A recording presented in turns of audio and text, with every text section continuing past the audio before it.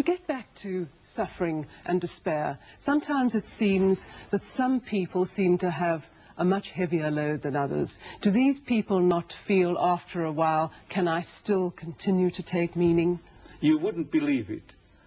It comes to mind that there is a specific statistical, empirical, strictly empirical study that was published a couple of years ago by two famous psychologists. And it turned out, by way of not only of statistics, but by test batteries, that people prone to death, who knew that they were dying soon, had a higher sense of meaning than normal populations.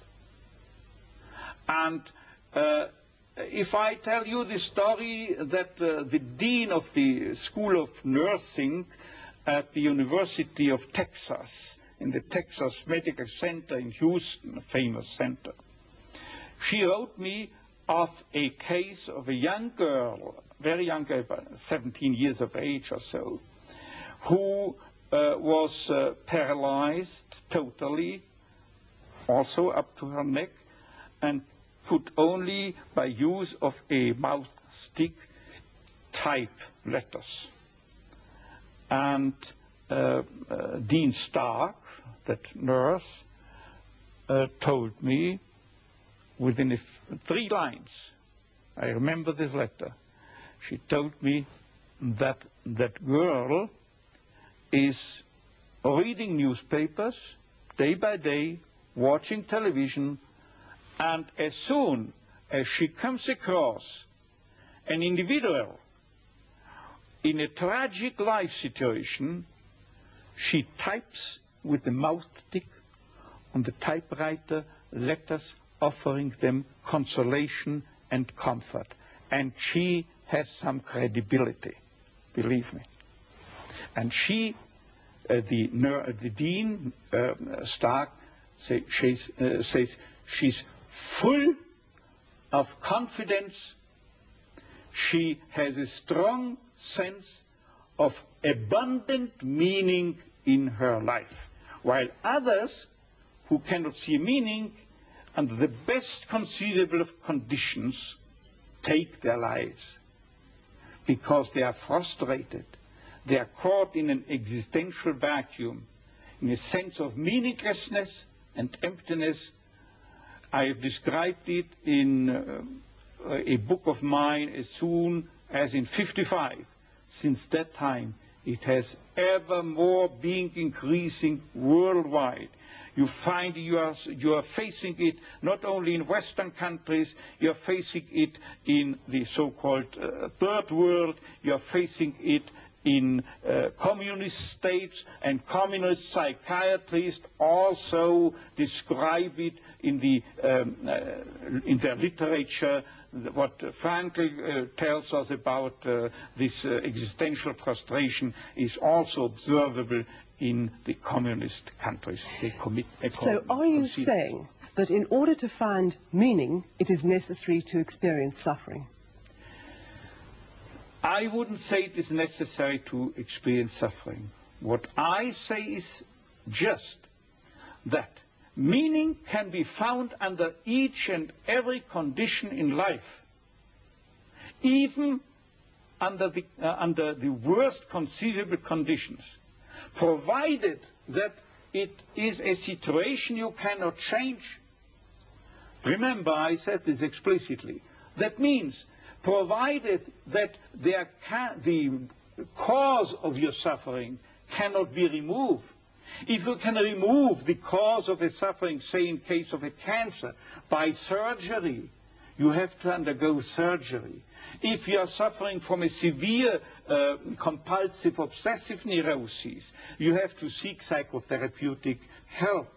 There are, within the realm of logotherapy, for instance, certain techniques that can be applied with much success, as has been evidenced not by logotherapists but by behaviorists. And finally, if you are confronted with sociological conditions that have caused your suffering, then you are called upon to change the situation, to remove the cause of your suffering by political action, for instance. But in this respect, I would like to make another additional statement by telling you something that I, a couple of weeks ago, have told my professors and students forming my audience at the Karl Marx University in Moscow. I was invited by the prorector to stay there for a month and to lecture there on my teachings, but I had only time for 2 days. And I told them, don't think that I came to you from the West in order to sell you any political opinions. No, I don't come as a politician, but I speak to you on a meta-political level. This means that I recognize only, on a worldwide scale, only 2 styles of politics, or 2 types of politicians. The one is he, the politician, who thinks that the end justifies the means, any means, while the second type remains fully aware that there are means that would desecrate even the most noble end. And they were applauding that and understanding. And so I don't come into any country with a preconceived political conviction. I'm not entitled to judge it, but I have the responsibility to accept any call wherever in the world to deliver a message, if any should be present, and to act as an MD, as a doctor of medicine, and as such I had to take the Hippocratic oath that compels me to try to offer a cure to each and every individual or also population, if they invite me to do so. Dr. Frankl, I'm going to ask you now, as you know, this country is going through a very difficult time. We have an economic recession, people have become insolvent or without jobs, the political future is far from settled. Do you have a message for us, a message that could give us hope and meaning? You see, the only message I can deliver is a principle that I have adopted. I well remember throughout the days I had to spend in Auschwitz. There is statistical evidence that my chance to survive Auschwitz, real statistical evidence, was 29 to 1. And I had the feeling that it was like that. And still, I applied the philosophy of Sir Karl Popper, whose nucleus means that you cannot prove any hypothesis. The only thing you can do is falsify it, show that it is not valid, that it is not tenable.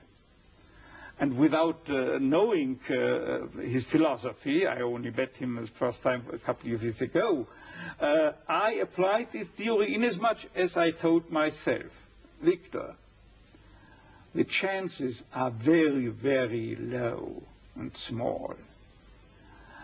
Probably you will be sent to the gas chamber, and still there is nobody who can guarantee me and convince me with 100% certainty that I shall not survive but end in the gas chamber. As long as I have no guarantee that I will have to die within the next days, I continue behaving and acting as if I would spare this fate.